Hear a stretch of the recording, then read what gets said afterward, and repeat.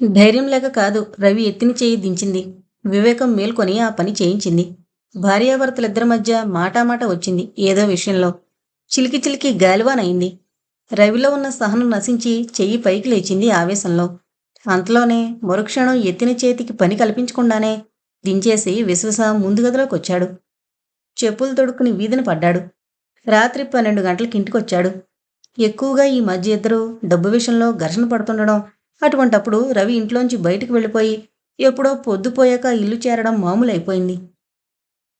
అలా వెళ్ళడం అలవాటు చేసుకున్న రవి ఫ్రెండ్స్తో పేకాటకి బానిసయ్యాడు. శ్రీలతకి సంగతి అర్థమయ్యేటప్పటికీ ఆలస్యమే అయింది. నెత్తినోరు బాదుకుంది. ఫలితం శూన్యం. భార్య అందగత్తె అయినా కూడా భార్యలో అహంకారం తప్ప అందం చూడలేకపోయాడు రవి. ముక్తసరిగా మాట్లాడడం మొదలుపెట్టాడు భార్యతో. శ్రీలత తన గొడవలతో నిరంజన్ దగ్గరికి రావడం బాగా తగ్గించేసింది. శ్రీలత తమింటికి రావడం తగ్గించినందుకు నిరంజన్కి ఆనందంగానే ఉంది. లేకపోతే భర్త అందాన్ని పొగుడుతూ తన గుండెల్ని కోసేస్తోంది మరి. ఆ చిత్రహింస భరించడం తన వల్ల కాదు. మొన్న సాయంత్రం ఏమైంది? తను వీధి గుమ్మంలో నిల్చున్నప్పుడు రవి, శ్రీలత ఎక్కడికో వెళుతూ కనపడ్డారు. రవి తన వైపు అదోలా చూశాడు. ఆ చూపులో తనకి ఏవేవో అర్థాలు కనిపించాయి. మా జంట చూడు ఎంత అందంగా ఉందో, మీ దంపతులు ఉన్నారు ఎందుకు? ఆ రోజు కాలేజీలో గర్వంతో నాకంటే అందమైన వాడిని చేసుకుంటానన్నావుగా, ఇప్పుడేమైంది? ఇప్పుడు జరిగిందేమిటి? నా కాలి గోటికి కూడా సరిపోలని వాడికి భార్యవయ్యావు. జీవితమంతా ఏడుస్తూ బ్రతుకు. రవి చూసిన చూపులో అటువంటి హేళన కనిపించింది నిరంజన్కి. కానీ నిజానికి రవి మనసులో భావాలు వేరు. కాలేజీలో చదివే రోజుల్లో నిరంజన్ వెంట తను పడినా, అల్లరి చేసినా ఆ చదువుతోనే ఆ అల్లరి పూర్తయింది. ఇప్పుడు అతనిలో నిరంజన్ పట్ల స్నేహభావం తప్ప మరో భావం లేదు. పాణిగ్రాహి పట్ల అనంతమైన గౌరవం ఉంది. పాణిగ్రాహి అనాకారి అని, అతనిలో ఆకర్షణే లేదని ఎప్పుడూ ఆలోచించలేదు. అతను నిరంజన్కి తగిన జోడీ కాదన్న భావంతో ఎప్పుడూ చూడలేదు. అందచందాల్లో సరైన జోడీ అయిన తాము ఏం సుఖపడుతున్నారు కనుక వాళ్ళ గురించి అలా ఆలోచించడానికి. ఇది రవి అభిప్రాయం. కానీ ఇన్ఫీరియారిటీ ఫీల్ అవుతున్న నిరంజన్కి మాత్రం అతను తన వైపు చూస్తే చాలు అంతులేని అనుమానాలు. క్లబ్బుకొచ్చిందన్న మాటే గాని అక్కడ ఉండలేకపోయింది నిరంజని. రమ్మి ఆడుతోందన్న మాటే గాని మనసు దాని మీద లేదు. వెనక మరో టేబుల్ దగ్గర ఆడుతూ హిందీలో మాట్లాడుకుంటున్న మిసెస్ వాహీ బృందం మాటలే దానికి కారణం. మీ ఇంట్లో నౌకరు అందంగా ఉంటాడు మిస్సెస్ వాహీ అంది మిసెస్ అగర్వాల్. మొదటొకడొచ్చాడు. వాడి మొహం చూస్తే తిన్నది బయటకు వచ్చేలా అనిపించింది నాకు. ఆ ముక్కు కొక్కిరాయి ముక్కు, నోరేమో ఎందుకులే. వాణ్ణి వర్ణిస్తే ఇప్పుడు మీరంతా కూడా తిన్నది వాంతి చేసుకుంటారిక్కడ. ఏదో వంక చెప్పి వాణ్ణి పంపించేశాను. తర్వాత ఇప్పుడున్నవాడు దొరికాడు. కట్టుకున్న భర్తనే కాక పనికి నౌకర్లను కూడా అందమైన వాళ్ళని పెట్టుకుంటుందన్నమాట మిసెస్ వాహీ. కళ్ళు పెద్దవి చేసింది మిసెస్ ధర్మాధికారి. నౌకర్లైతే మాత్రం చూడ్డానికి ఇంపుగా లేకపోతే నిత్యం మన ఇంట్లో మసిలే వాళ్ళని భరించడం కష్టం బాబు. నేను సహించలేను. ఇంటికి అస్తమాను గెస్టులొస్తుంటారు కూడా. అవి ఇవి వాళ్ళకి నౌకర్లు అందించాల్సి ఉంటుంది. అలాంటప్పుడు కోతి మొహాలు నౌకర్లుగా ఉంటే మనకి ఇన్సల్ట్ కాదు? తన అభిప్రాయం వివరించింది మిసెస్ వాహీ. నువ్వన్నది కరెక్టు. 100కి 100 పాళ్ళు కరెక్టు. వాళ్ళ మాటలు, వాళ్ళ నవ్వులు నిరంజని గుండెల మీద సమ్మెటపోట్లయ్యాయి. ఆ బాధ భరించడం తన వల్ల కాక చేతిలో ముక్కలు బల్ల మీద జారవిడిచింది.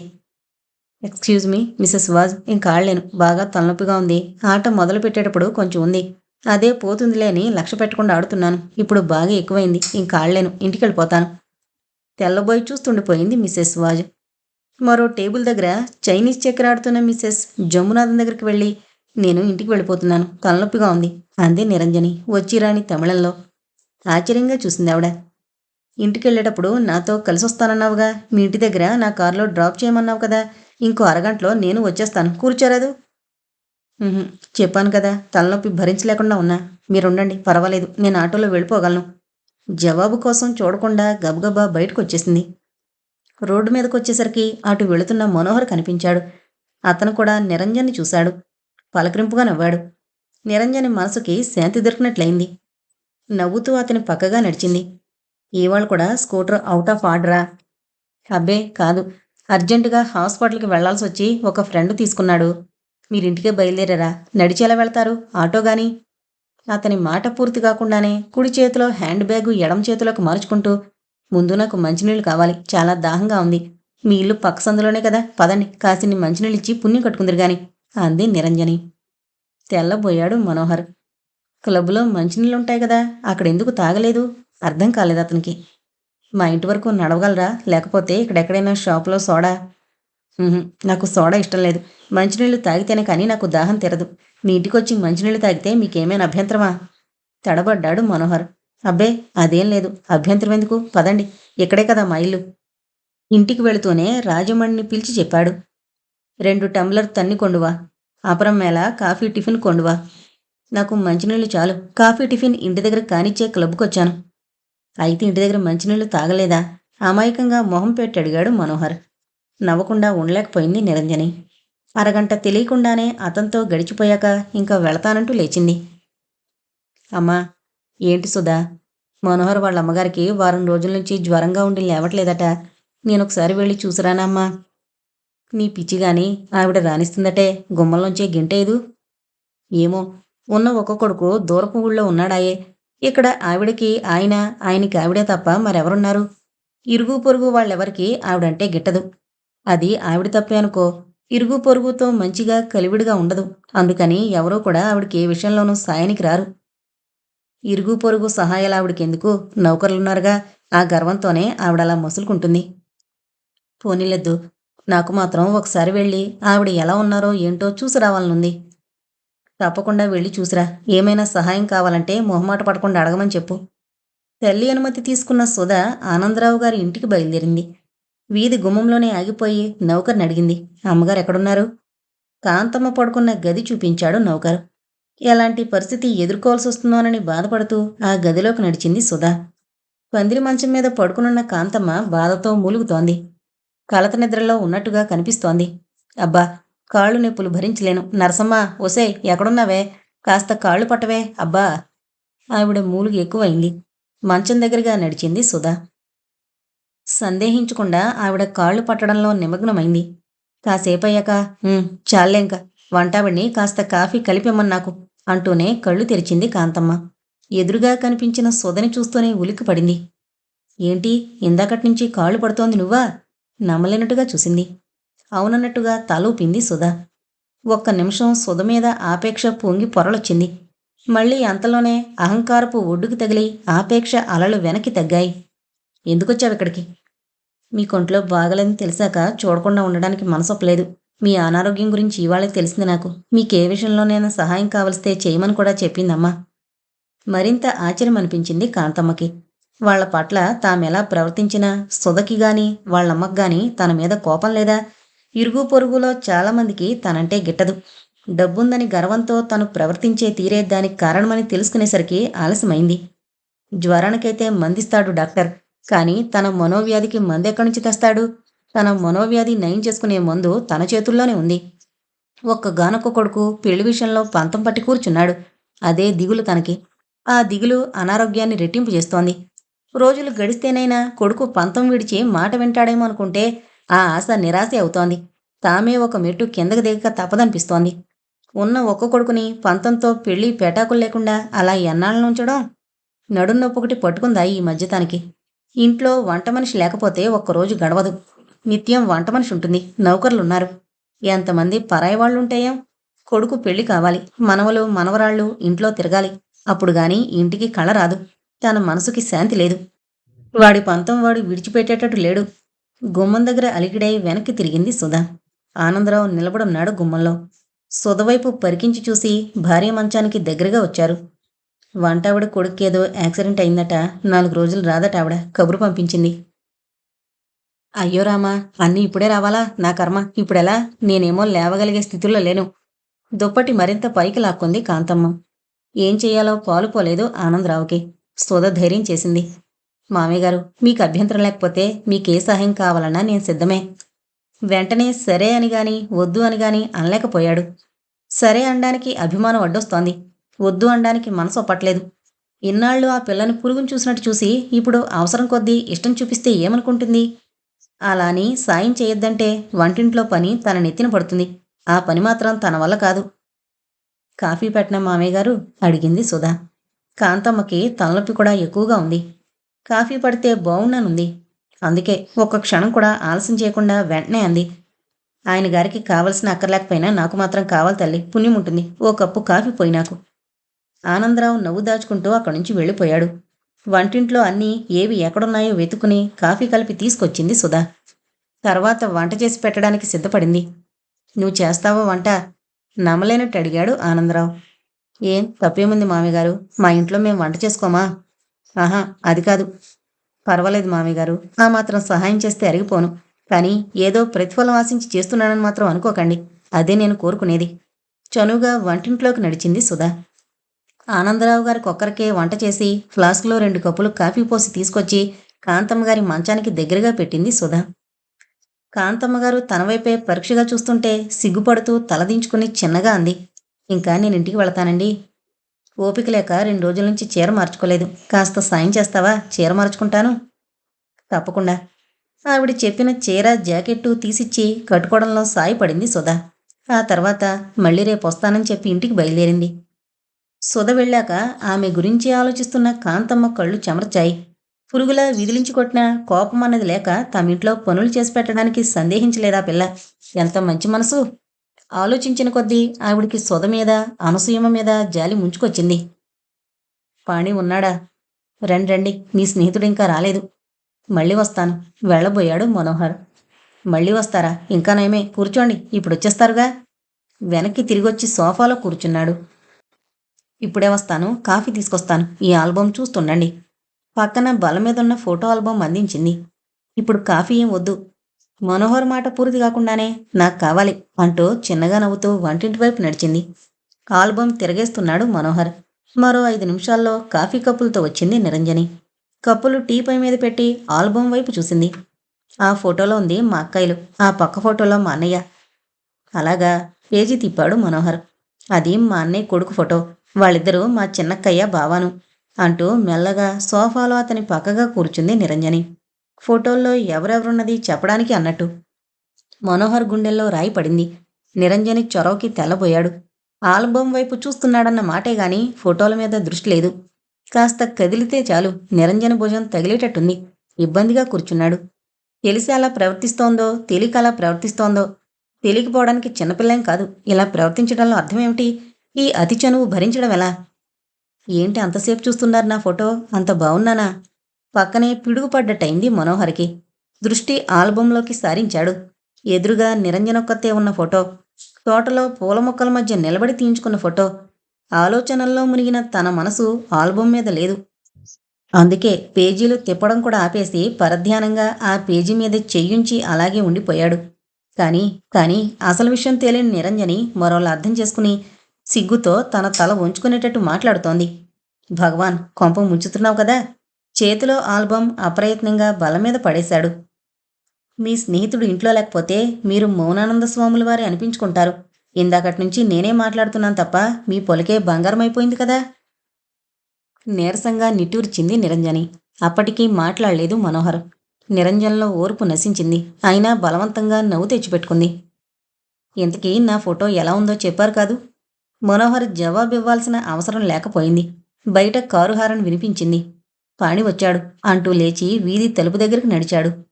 హలో, చాలాసేపటి నుంచి నా కోసం వెయిట్ చేస్తున్నావా? Very sorry. నవ్వుతూ లోపలికొచ్చి స్నేహితుడి భుజం మీద చేయి వేశాడు పాణిగ్రాహి. పాపం మీ ఫ్రెండ్కి బోరు కొడుతోంది. అదేంటి, నువ్వున్నావుగా, మాట్లాడలేకపోయావా?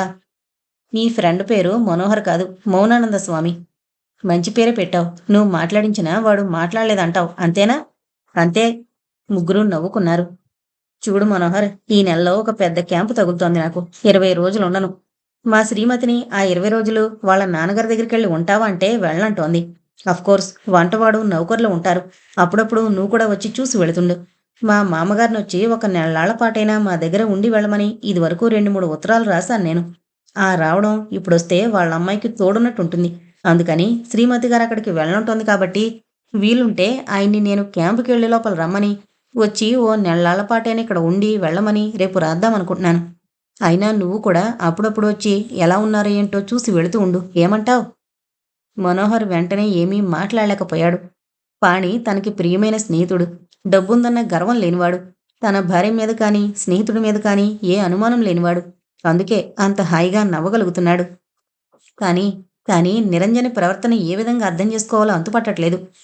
భర్తకి ప్రియమైన స్నేహితుడు కదా అన్న అభిమానంతో అంత చొరవగా, అంత చనువుగా ప్రవర్తిస్తోందో, లేక మరేదైనా ఉండకూడని భావాలు మనసులో ఉన్నాయో? మనోహర్ మౌనాన్ని భార్యాభర్తలిద్దరూ చెరోలా అర్థం చేసుకున్నారు. 20 రోజులు ఊళ్ళో ఉండడు స్నేహితుడు. 20 రోజుల దాకా మళ్ళీ స్నేహితుణ్ణి చూడ్డానికి ఉండదన్న చింత వెంటనే నోటమాట రానీకుండా చేసింది కాబోలు. ఇది పాణిగ్రాహి ఊహ. ఆ ఊహ అతని మనసుని కదిలించింది. స్నేహితుడు 20 రోజులు ఊళ్ళో ఉండడు. రోజూ తనొచ్చి ఈ అందాన్ని కరువు తీరా కాంచడానికి భయపడనక్కర్లేదు. ఎంత మంచి ఛాన్సు అని ఆనందంతో వెంటనే జవాబు చెప్పడం కూడా మరిచిపోయి చూస్తున్నాడు. ఇది నిరంజని ఊహ. ఆ ఊహ ఆమె మనసుని అలరించింది. తప్పకుండా నేనొచ్చి క్షేమ సమాచారాలు కనుక్కుని వెళతాను. చివరికి మనోహర్ నోటి నుంచి వచ్చింది మాట. అల్లుడి దగ్గరించి వచ్చిందిరా ఉత్తరం. ఏం రాశాడు? అప్పుడే ఇంటికొచ్చిన విశ్వం చెప్పులు గోడవారగా విప్పి కుర్చీలో కూర్చున్నాడు. తాను 20 రోజుల క్యాంపుకి వెళుతున్నాడట. అందుకని వీలుంటే మీరొచ్చి ఇక్కడే ఉంటే నిరంజన్కి ఒంటరితనం లేకుండాను కాలక్షేపంగాను ఉంటుంది అంటూ నన్ను రమ్మని రాశాడు. ఒంటరిగా ఉండే బాధే ఉంది. ఆవిడ గారికి నౌకర్లున్నారు బోల్డ్ మంది.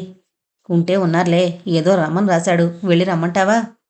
వద్దని నేనెందుకంటాను? కొడుకు మాటలు వింతగా తోచాయి రాఘవయ్యకి. చెల్లెలింటికి వెళ్ళొచ్చినప్పటినుంచి దాని పేరెత్తితేనే అదోలా మొహం పెడుతున్నాడు.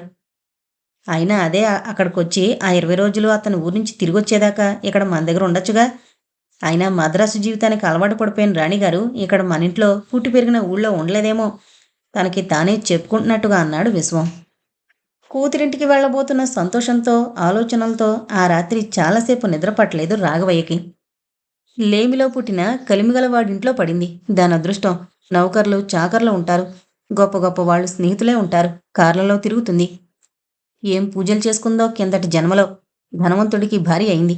అతను కూడా నిగర్వి మంచివాడు. అన్నీ కలిసొచ్చాయి. అదృష్టమంటే దాందే. ఆలోచిస్తున్న రాఘవయ్యకి తన బట్టల సంగతి గుర్తొచ్చింది. రేపే బట్టలు సర్దుకుని రెడీగా ఉంచుకోవాలి. అయినా ఎన్ని బట్టలున్నాయి గనక ఉన్న 4 పంచెల్లోనూ ఒకటి చిరుగు పట్టింది. ఒకటి చిరుగు పట్టబోతోంది. ఓ మాదిరి కాస్త బాగా ఉన్నవి రెండే. చిరిగినవి చిరుగు పట్టబోతున్నవి వాళ్ళింట్లో కట్టుకుంటే ఏం బాగుంటుంది? వాళ్ళ నౌకర్లు కూడా కట్టుకోరేమో అలాంటివి. తను అలాంటి బట్టలు కట్టుకుని ఆ ఇంట్లో తిరిగితే అల్లుడి పరువు పోతుంది. కాస్త బాగున్న ఆ 2 పంచెలే తీసుకెళ్ళాలి మరి.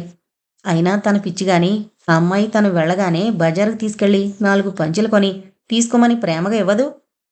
దానికి తెలీదు గనుకనా నాన్నకి ఏం ఉన్నాయో ఏం లేవో. ఈ ఇంట్లో పుట్టి పెరిగిన పిల్ల కదూ. నాన్న ఎంత కష్టపడి సంసారాన్ని నెట్టుకొచ్చింది, ఎంత తక్కువ బట్టలతో జీవితం నెట్టుకొస్తోంది, ఇదంతా దానికి తెలియందేమీ కాదు. ఇప్పుడు అదృష్టం బాగుండి లక్ష్మణ ఇంట్లో అడుగు పెట్టింది. మీకోసం ఇది కొన్నాను నాన్నగారు, మీకోసం బజారంతా వెతికి తెచ్చాను నాన్నగారు అంటూ రోజుకొకటి కొని తన ముందు పెట్టదు. తను కొనేవి కొంటూనే మీకేమైనా కావాలంటే అడగండి నాన్నగారు, బజారెళ్ళి తీసుకుందాం అంటుందేమో. ఏం వద్దమ్మా అన్నా వినిపించుకోదేమో. ఏదో ఒకటి అడగాల్సిందే అంటూ చిన్నపిల్లలా మారం చేయదు. అప్పుడు తనేం అడగాలి? చేతికర్రా? మఫ్లరా? గొడుగు. ఆ, గొడుగు అడగాలి. ఇంట్లో ఉన్న ఒకే ఒక్క గొడుగు రిపేర్ల మీద రిపేర్లయ్యి చివరికి మూల పడింది. ఇంకా రిపేర్ చేసిన లాభం లేని స్థితిలో. ఏనాటి గొడుగు అది?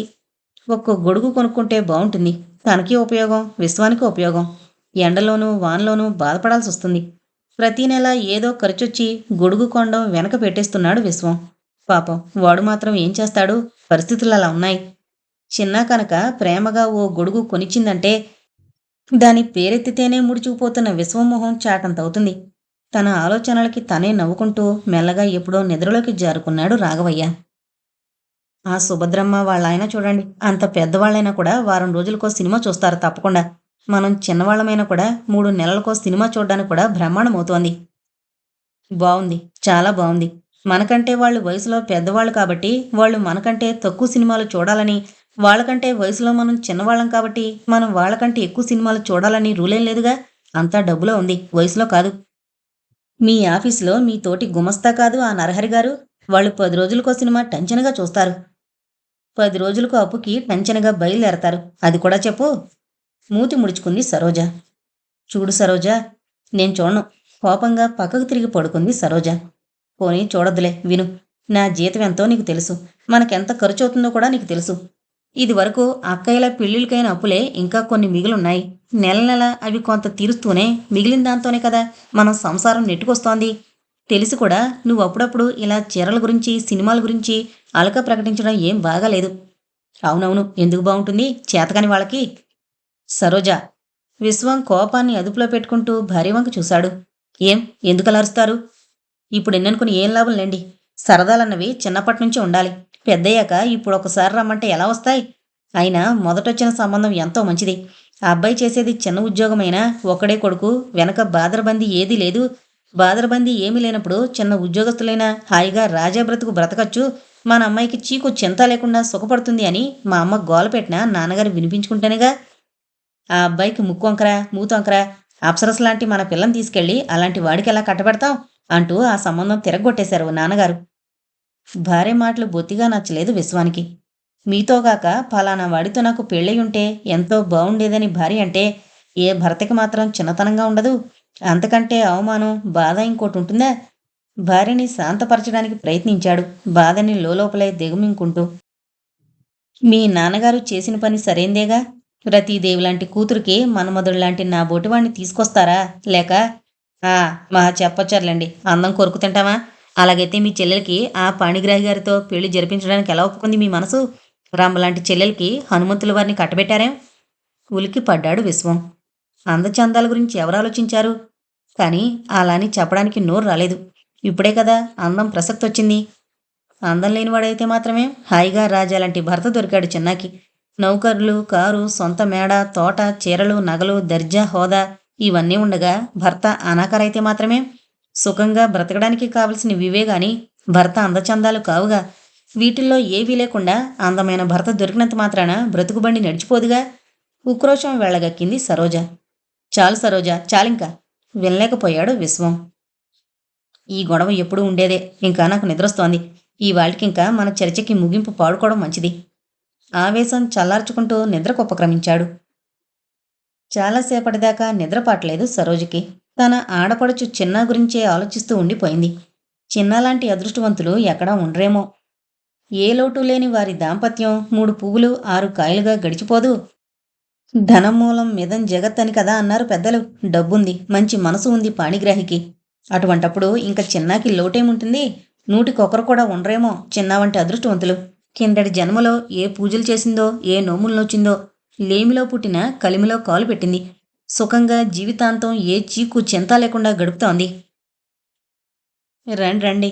రిక్షా దిగి లోపలికొస్తున్న మూర్తిని, ఆయన భార్య చిట్టమ్మని ఆహ్వానించాడు ఆనందరావు. రిక్షావాడు వెనకాల సూట్ కేసు తీసుకొస్తుండగా లోపలికొచ్చారిద్దరు. మూర్తికి చెల్లెల వరుస కాంతమ్మ. ఏం చేస్తోంది మా వదిన? చిట్టమ్మ ప్రశ్నకి నీరసంగా జవాబిచ్చాడు ఆనందరావు. ఒంట్లో బాలేదు, జ్వరం వారం రోజుల నుంచి. చచ్చాంరా అనుకుంది చిట్టమ్మ. జ్వరం అని తెలిస్తే వచ్చేవాళ్లమే కాదుగా అన్న భావంతో భర్త వైపు చూసింది. మీ అమ్మాయిని తీసుకురాలేదే? మర్యాదకు అడిగారు ఆనందరావు. అది ఫ్రెండ్స్తో పిక్నిక్ వెళ్ళింది. 2 రోజులకు గానీ రాదు. మీ దగ్గరకొచ్చి నేనెలాగో మాట్లాడాలనుకుంటున్నాను. సరే, నేనొక్కదాన్ని ఇంట్లో ఉండి ఏం చేయను? నేను వస్తాను పదండి అంది మీ చెల్లెలు. ఇద్దరం బయలుదేరేలా వచ్చాం. మగవాళ్ళిద్దరూ మాట్లాడుకుంటుంటే కాంతమ్మ పడుకున్న గదిలోకి నడిచింది చిట్టమ్మ. రావదినా రా, ఇప్పుడైనా రావడం?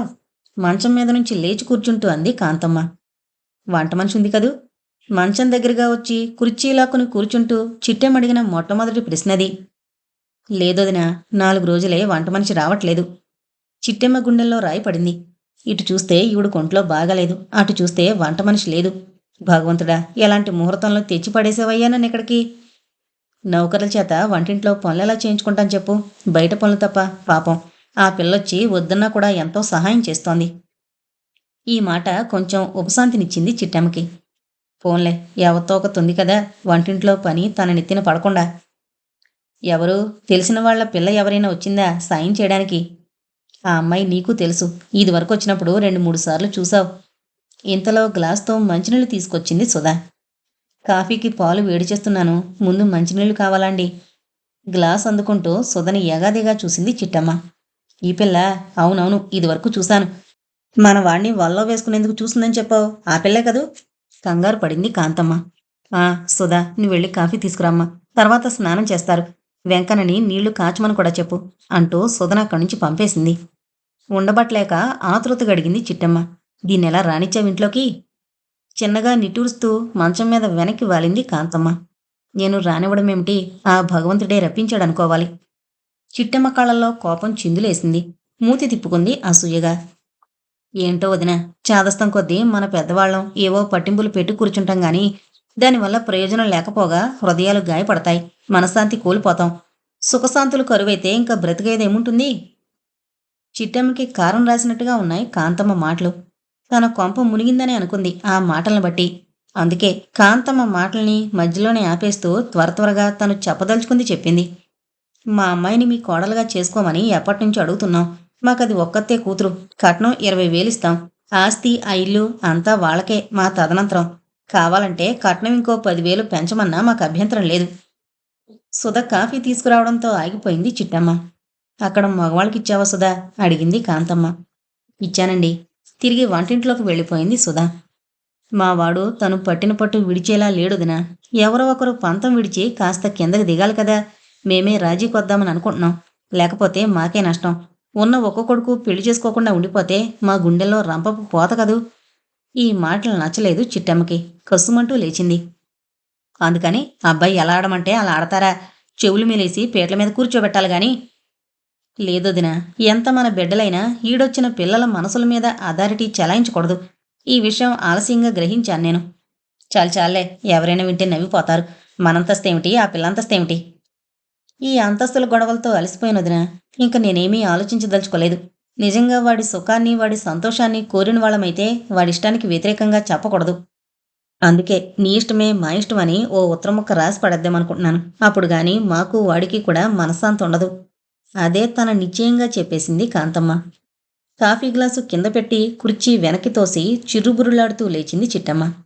చిన్నవాడు, వాడికి మతి లేకపోతే పెద్దవాళ్ళు మీ మతులెక్కడికి పోయాయి అంటూనే చరచరా వంటింట్లోకి నడిచింది. కూర తరుగుతున్న సుధకేసి క్షణం పరకాయించి చూసింది.